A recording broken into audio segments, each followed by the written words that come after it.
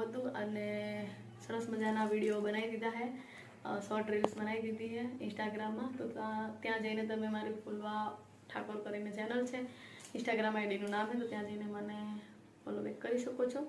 અને આ સાડી મારા પપ્પા લાવ્યા છે ગાઈસ, કેવી છે કમેન્ટ કરજો અને કહેજો. પહેલી વાર પહેરી છે અને જોઈ શકો છો હું હવે કંઈક લાવું છું. કેવી લાગે ગાયત્રી? મસ્ત. પપ્પાની પસંદગી છે ભાઈ, પહેલી વાર પહેરી, ખરેખર સારી લાગે. મારા પપ્પા અને મારી મમ્મી બંને મળીને આ સાડી મારા માટે લીધી છે અને મેં આજે પહેરી પણ છે. મને બહુ જ ગમી.